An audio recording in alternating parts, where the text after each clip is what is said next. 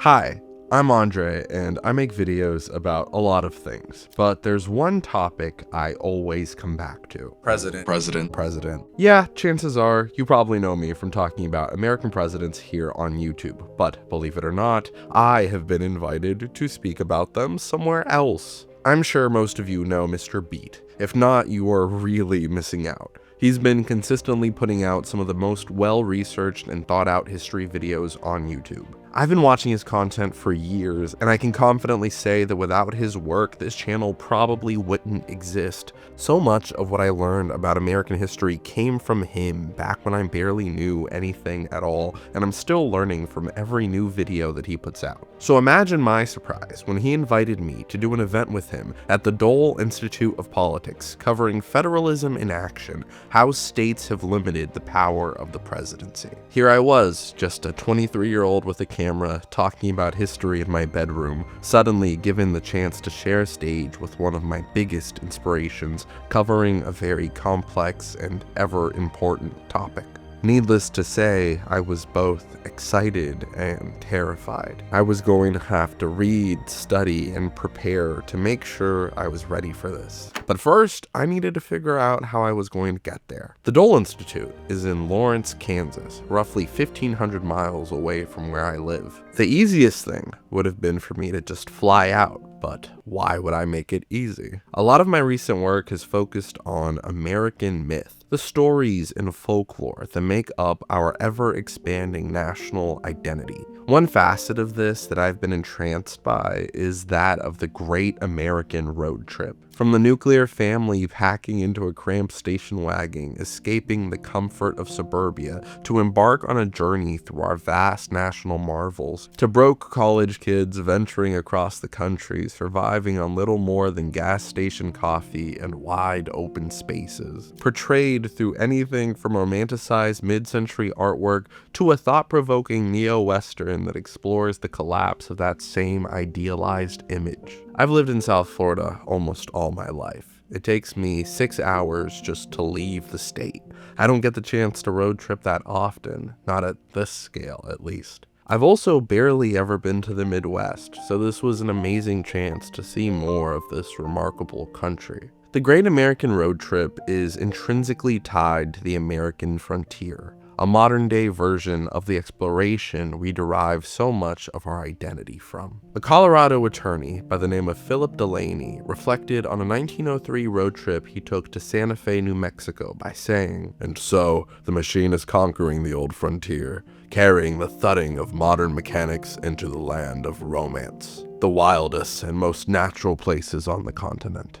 The trails of Kit Carson and Boone and Crockett and the rest of the early frontiersmen stretch out before the adventurous automobilist." We took off into the unknown, heading towards a new opportunity. But first, we had to make it out of this all too familiar peninsula. I've done the trek to and from Orlando more than any other long-distance drive in my life. If I were to wax poetic about it, it would be more from a place of familiarity and repetition than of exciting new horizons. How far we have to go before we're really far away from home, or at least from what's familiar.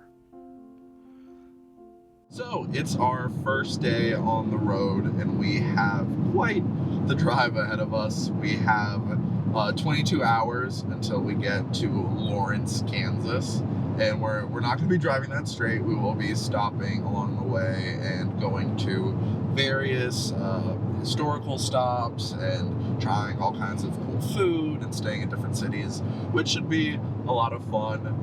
Today, we only have to make it to Orlando because I am going to a concert tonight, but I guess I'll see you soon.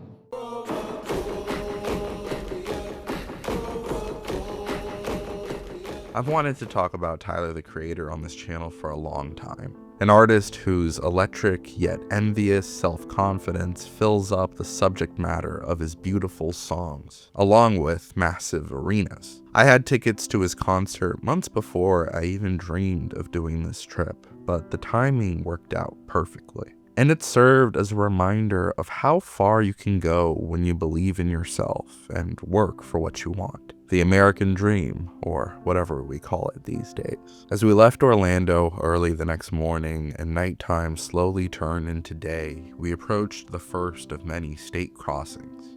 So I got home from the concert yesterday after 1 a.m. Traffic was terrible. Concert was awesome. But I'm running off like 4 hours of sleep. Woke up at 5 a.m. today, got straight in the car and just started driving. We just passed the Florida-Georgia border and we are on the way to get some breakfast. When driving through rural Georgia, it's impossible to not think of Jimmy Carter, whose incredible 100-year life spanned from being born on a small farm with no running water or electricity to the heights of the American presidency and beyond. I've always wanted to go to Plains, but we had somewhere to be by the end of the day, and it added considerable time to our drive. We had been to Atlanta before, but this time we were just passing through, listening to Outkast, JID, and all the other incredible artists that called this city home, and stopping for lunch at Piedmont Park, where we had had so much fun together years ago. For as much as people joke about touching grass, it's always nice to see folks out in nature spending time together. I found myself there thinking about this great city in a historical context. You know, Atlanta's nice. I don't know why the Union burned it down. Yes, throughout the American South, reminders of its rebellion are all around. As we crossed into Tennessee and through the beautiful Blue Ridge Mountains, I thought of my many winter trips here as a child, far away from the flatness of South Florida and its lack of seasons. The first time I ever saw snow, and how as I got older, I noticed for the first time the flag of the old Confederacy, which, while absent from my earlier memories, had surely always been there. We were headed somewhere all my trips to Tennessee, remarkably enough, had never taken me, to Nashville. We had just driven 9 hours, and were running on very little sleep, so we were about to experience the city in the strangest way possible, something that we would repeat again and again over the course of this trip. We've never been to Nashville before. We are exhausted, running on like 5 hours of sleep, or not even. I'm running on like 3 hours of sleep, but we ball, I suppose, and we gotta eat. This is called Andre's hot chicken sandwich, apparently.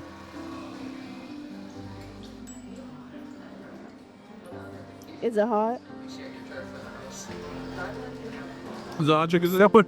Between learning what a honky-tonk was at the most touristy parts of town, filled with bachelorette parties and people walking crooked, to regretting how hot I ordered my Nashville hot chicken, our night in Music City was a strange experience, to say the least. Somewhat surprisingly, the best part of the night was getting rained on the way back to the hotel, completely exhausted, with our mouths still burning from the chicken. We looked out of our not-so-scenic hotel room view down at the parking lot below and went to sleep.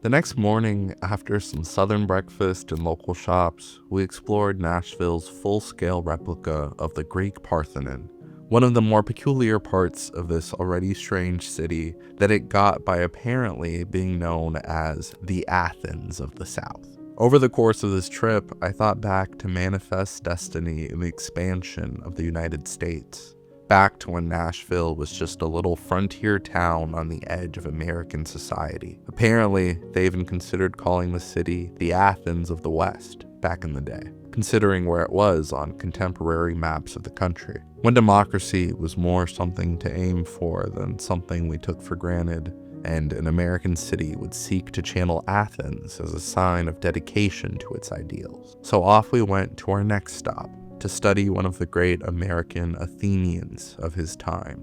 We visited the Hermitage, the home of President Andrew Jackson. The entire state of Florida has only one presidential museum at the very edge of the Florida Keys. So to encounter so many presidential landmarks on this trip was incredible. The very place where he lived and breathed all those years ago, where he will remain buried for all of eternity. and here I am trying to film a clip for a future video. On the grounds of this plantation where slaves lived and died, slaves whose names are rarely ever mentioned compared to that of the man who enslaved them. At this house where deals were made, to which presidents made the trek to ask the aging Jackson for support, where the finer details of our territorial expansion were figured out. This place where I had to rush to finish filming before the clock struck 5. I don't have much experience filming in public, and it's extremely strange for others to see you in the act.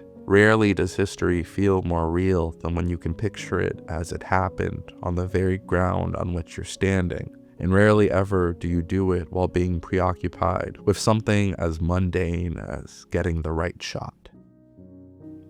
Countless times throughout this trip, we found ourselves racing against a clock, having to rush from one place to another without doing everything we wanted to do. After leaving Nashville a lot later than we intended to, we crossed into Kentucky, the first state on the trip that neither of us had ever been to. We were just passing through and didn't expect to get that much of a feel for the state, but we did stop for a steak in Paducah, a town that neither of us had ever heard of, but that we both found extraordinarily charming and wished we could have experienced more of. But much like the westbound settlers who came before us trying to cross the Rockies before a harsh winter, we needed to keep going. Trips like these are often a race against time, a collection of stolen moments and small tastes of any given place. While not complete trips in their own right, they are more than anything a reason to come back. Ironically enough, we accidentally went the wrong way and ended up significantly increasing our drive time to St. Louis, Missouri, the city we had to reach by that night. We crossed into Illinois too late to even notice our surroundings. This was our shortest driving day at only 4.5 hours, but it somehow turned into our latest arrival. After driving for hours in the pitch black night, as we crossed the Mississippi River, we were finally welcomed into Missouri by the Gateway Arch, the unofficial entrance into the American West. Currently running in St. Louis, really slept on the Gateway Arch. This thing is beautiful in person, especially when I found out its actual significance and how relevant it is for the things I've been talking about on this channel. Pretty good. Yes, St. Louis is a place I'd never given much thought to. Just another mid-sized city to cross off a list someday. I even scoffed at the arch as a sort of gimmicky symbol for a city, not knowing that it was a monument to American territorial expansion and this country's pioneer spirit. At the museum below the arch, we encountered animal hides you would expect from our romanticized image of the rugged American frontiersman, contrasting with the glitz and glamour that somehow coexisted at this strange intersection of history. Next to this display, a sign read, "This is the frontier," referencing the surprisingly posh conditions. But I couldn't help but apply that question to my own ignorance of the arch's meaning. This remarkable structure is an homage to Thomas Jefferson, a man whose legacy is as complex as that of the westward expansion that he helped pioneer. A brilliant man whose conception of liberty both served an integral role in the foundation of our democracy and failed to resolve the contradiction between those ideals with his own racial attitudes. Westward expansion meant suffering, most of all for the native peoples of this continent, whose tragic story is often told as an afterthought to that of the inevitable American experiment. But none of this was inevitable. Both the triumphs and the injustices committed by this country of ours were decisions actively made by human beings. We today still struggle to reconcile the pioneer spirit of exploration and ingenuity with the unimaginable horrors and bloodshed it left in its wake. As we rode this strange, cramped contraption to the top of the arch, I stared into the machinery, thinking again of how much this country has developed. This monument is dedicated to our progress in the 19th century, the era of expansion. But this journey to the top stops to appreciate the time in which the monument came into existence, the 20th century, the era of industry, and how it is a continuation of that same spirit of progress. Once we reached the top, I stopped for a moment to appreciate both sides of the Mississippi River and the significance this boundary holds in our history. Despite the crowded viewing area, tiny windows, and the vertigo of standing on an arched floor 600 feet in the air, a truly American experience.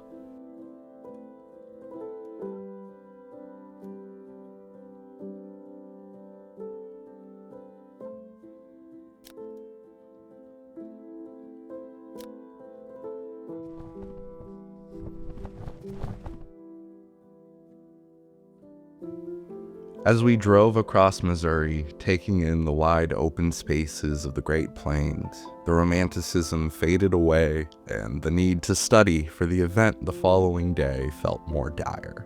I had been studying for weeks, but you can never be too prepared. As we drove through Kansas City and approached Lawrence, the footage stops, and the busyness begins, but we pick up the next day. All right, folks, we are in Lawrence, Kansas, and today is the big day. I'd be lying if I said I wasn't nervous, but I have been preparing and studying the whole drive. I had flashcards and everything, and I'm really excited. I've never done something like this before on stage, and it feels like a big step forward. I'm so grateful for this opportunity. A couple years ago, I was myself a college student, so to get to speak at a college with Mr. Beat, someone who had such a profound impact on my career trajectory and the kind of videos that I make, and just me learning about the presidency overall is so surreal. I'm trying my best not to blow it, but I hope that it goes well. And this entire trip has just been so incredible, seeing more of the country and being able to just explore these cool, interesting places, wide open spaces, the great American road trip, and all of that. So I don't know, maybe just wish me luck. Here we were, the moment of truth, with one very nervous speaker. But the incredibly kind folks at the Dole Institute gave us a wonderful tour of their museum, along with Senator Dole's archives and the gifts he received over the course of his long political career. It was a reminder that for as jaded and cynical as we may be about politics, politicians do touch the lives of countless people, and these tokens of their appreciation are a testament to that. Frankly, this was the best way to get my mind off of things before the event. But without further ado, here goes nothing. Let's just just generally speaking today, there's a long list, but what major policies and laws come to mind immediately that are left to the states? Yeah, so when you think of the powers that are left up to the states, it's really the things that impact people's daily lives, like hospitals, schools, law enforcement, even implementation of larger federal programs like Medicaid and Social Security really vary significantly on a state-by-state basis. So stuff doesn't matter, yeah. That's the thing, I don't think we think about this enough. Our day-to-day lives, a lot of this stuff is local and state, and yet so much attention is on the federal government in terms of media. This was so much fun. I'd never done anything like this before, but if anywhere will have me, I'd love to do it again. Mr. Beat was so knowledgeable, and he made me consider things in a whole new light. It was an honor to be able to be on stage next to him. The audience was very engaged and asked us some really great questions afterwards, and we got the chance to actually speak with a lot of the audience members as well, which was really fun. Just an incredible first experience, and I really appreciate everyone who made it possible. I'll link to the whole program in the description below. I strongly recommend checking it out, along with all the other ones Mr. Beat has done as well. They're really interesting, and I think you'd enjoy them a lot if you like either of our channels. You'd get a lot out of them. But I've been talking for way too long. Perhaps you'd like to hear from the man himself, one of the best educators on YouTube, Mr. Beat. Hey everyone, I'm here today with the great Mr. Beat, and we are about to tell you about the reason why I drove 3,000 miles to talk about US presidents, the program that we just did at the Dole Institute, and a lot of the stuff that Mr. Beat has been working on. Yeah, so it's a program about the power of the presidency, and I asked Andre to come up, and he actually did, to talk about how states limit the power of the presidency. You know, federalism, kind of boring stuff to a lot of people, but I think tonight they were really interested. Like, it was a very engaging conversation, so thanks for agreeing to do it. No, thank you for having me. I think that it's really cool to see someone like yourself who's had such an impact on YouTube being able to transfer that into the academic world, because I do genuinely think that you're doing more to get people interested in history and to pursue this sort of field than almost anybody else out there. So I think it's awesome to see you recognized in that way. That's very nice of you to say. I never consider myself like a historian. I'm a history communicator, and my main goal is just to get people interested. Like, pay attention to history, because unfortunately for many of us, it was kind of boring. In middle school or high school, if you had a history teacher that was boring and you didn't get into it, I just think, we all like history, we just don't realize it. Yeah, I can confidently say that I would not be where I am today without your videos, and I just, on behalf of all the millions of us that have been inspired by the work that you do, I just want to say thank you, and thank you for having me and for agreeing to do this. Well, yeah, that's, again, very kind of you to say. Man, this feels like a Mr. Beat commercial. It is. Go check out Mr. Beat. If you're watching my channel and you somehow have not watched Mr. Beat, 100% get on there. I don't know what you're doing. I bet you many of them have heard of me. But that's all good. Yeah, like, I think the main thing tonight, well, what do you notice with the audience tonight?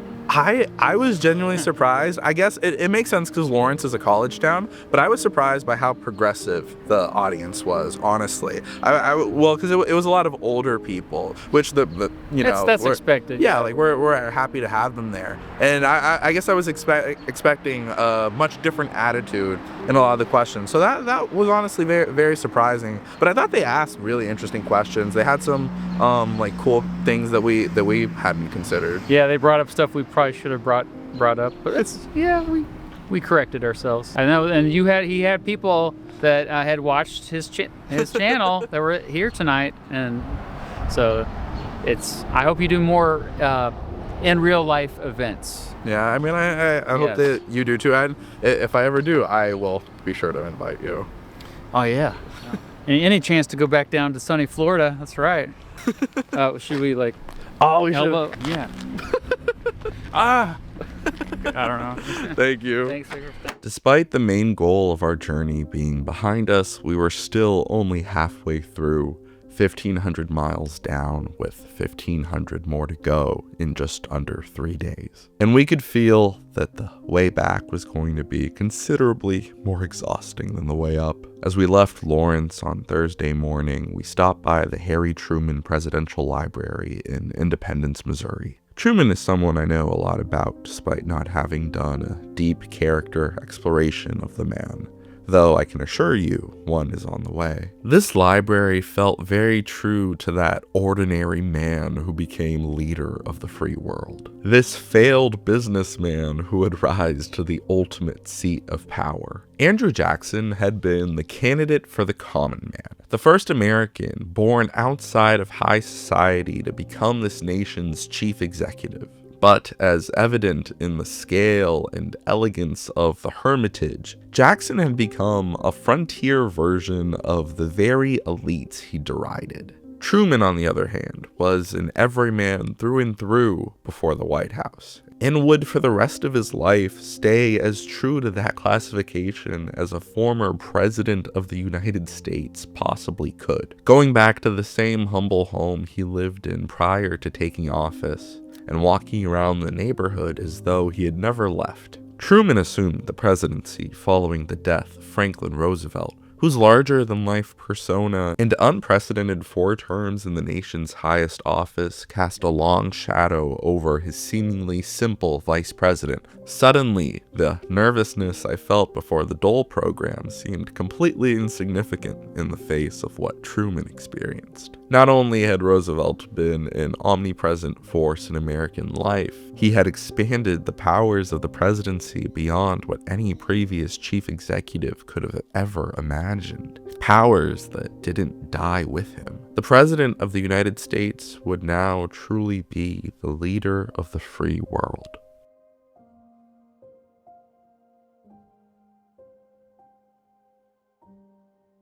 No presidency is easy. The seemingly constant crises of the office feel as though you're constantly putting out fires just to maintain order, let alone enact any significant change. But the decisions that came to the desk of Harry Truman, that man who some thought had no business being in that office, were perhaps some of the most difficult questions ever contemplated by a chief executive. Dropping the atom bomb, ending the Second World War, desegregating the armed forces, implementing the Marshall Plan, balancing Soviet relations, stopping the spread of communism, calling for civil rights, losing China, recognizing the state of Israel, and fighting the war in Korea, just to name a few. All under the purview of a man whose presidency was about as unlikely as anyone's who had ever come before him. I'm a sucker for reproductions of the Oval Office, getting a feel for what the room looked like during some of the most consequential moments of its storied history. For as much as I love seeing the original sign that reads "The buck stops here," and looking around the office so intricately and perfectly arranged, I know that this is just a reproduction, an echo of a physical place rather than the place itself. Something I didn't anticipate was the weight of seeing Truman's personal office on the grounds of the library, this room where he actually sat and worked for the latter part of his life. I pictured the elderly Truman here reflecting on his legacy in his old age and the country he was leaving behind, miles away from where his life had begun and mere feet away from where he would be buried for all time. I can't know what old age feels like yet, but the sense of mortality at the graves of these great men is striking, to say the least. But all things must come to an end, and it was time for us to get going.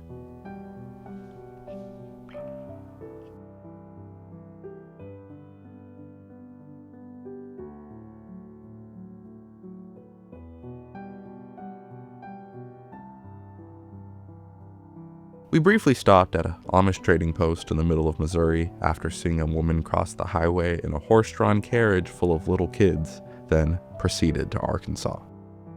That day's drive through the northeastern corner of the state was gorgeous, but also painfully long, and the exhaustion of the trip was really setting in.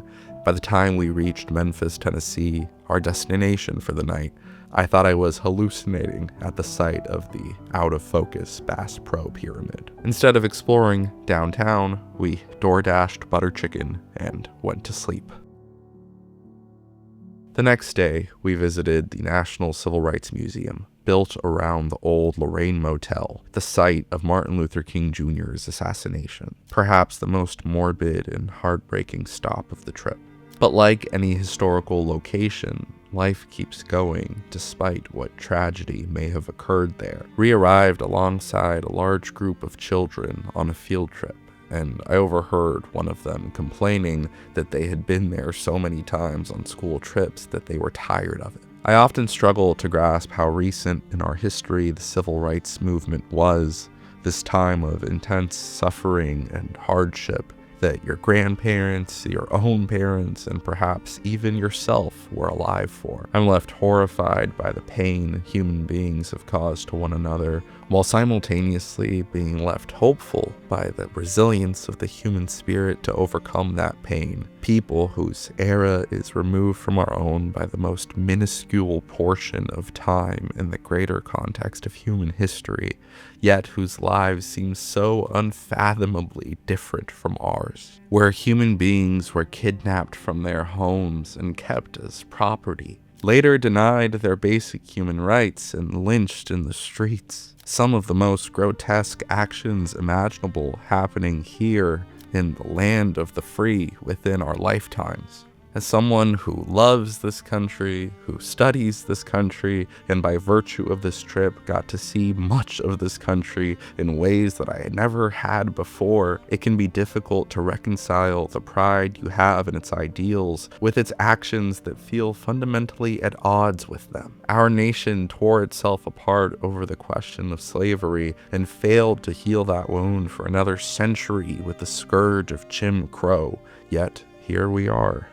If Dr. King and the countless others who gave their lives to making this country a better place for all Americans under much worse circumstances than the still very real issues we have today, we cannot afford to be cynical, staring at the room where MLK spent his last hours and the spot where it happened was surreal. As we left Memphis and drove through Mississippi and Alabama, I wondered if we were driving on the same roads that the Freedom Rides had taken place on. Eventually, driving through Birmingham, where I knew they had been attacked. As we continued our journey through the Deep South, I knew there was one more place I wanted to stop at. That place that we couldn't see on the way up, but I had been wanting to visit for so long. Yet we were racing against the clock, and quite frankly, we were losing. We arrived in Plains, Georgia, hometown of President Jimmy Carter, much later than expected, at around 9 p.m.,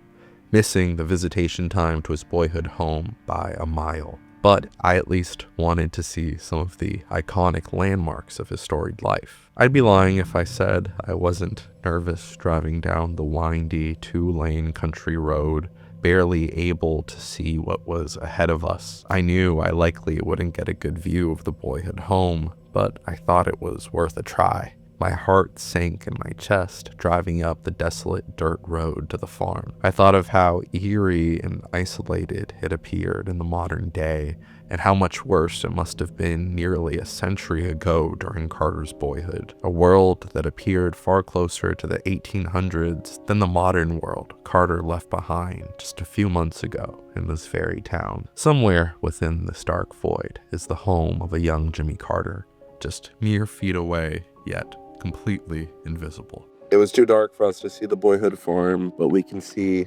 here where Jimmy Carter lived, actually, up until his death. Even though we couldn't get a glimpse of the boyhood home, I was determined to experience at least one iconic Carter landmark. Ominous.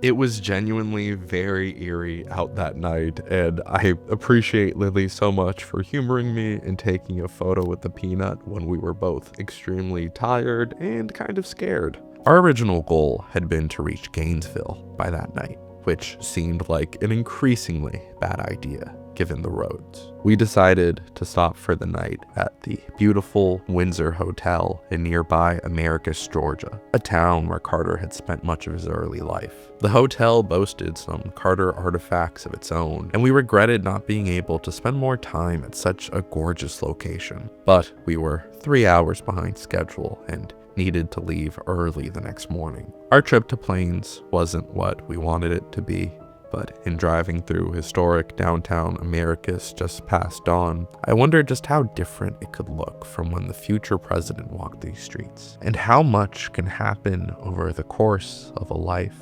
albeit an extraordinary one. How so much can change and so much can stay the same simultaneously. Jimmy Carter was someone who had to reconcile the racial prejudice of the world in which he was brought up with his evolving sense of justice as he got older. He was not perfect. Whether cynically or ideologically, he was no champion of civil rights, while climbing up the ladder of Georgia politics at a time where racial strife was at its peak. But his thinking eventually changed. Carter credited trying to talk loved ones out of racist attitudes for his skills at mediating conflicts between opposing state actors, and I think that's an incredibly powerful image to consider. Soon, we would be back in Florida, approaching the end of our exhausting yet incredible journey. All right, coming up on the end of the trip, we only got about 2.5 hours left here. We're passing Orlando, and I don't know, it's weird to think about.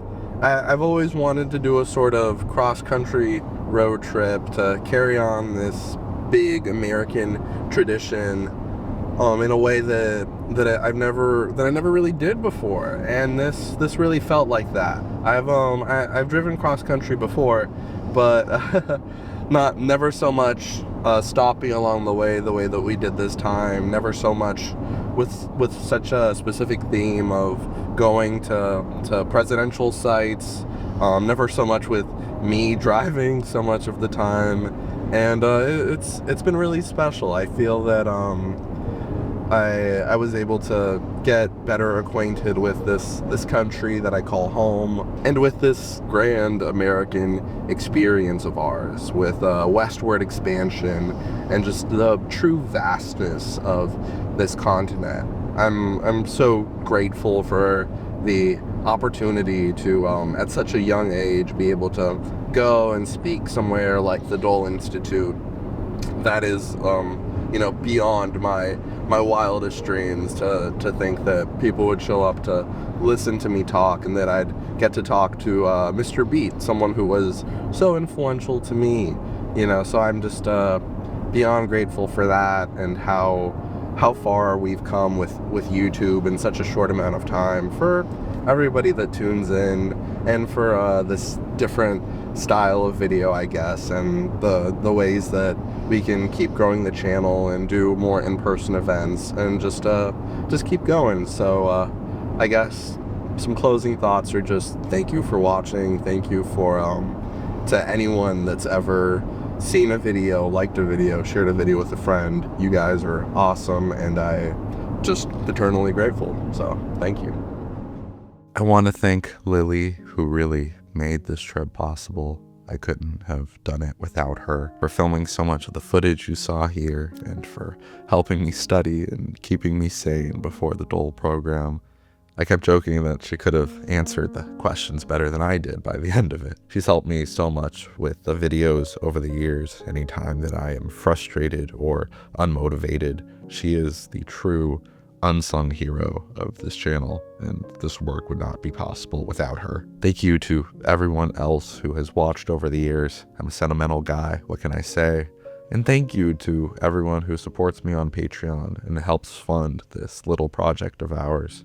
If you would like to join, it would be greatly appreciated, and you could do so for as little as $1 a month. But that's all I got for you today. Thank you so much for watching, and I'll see you next time.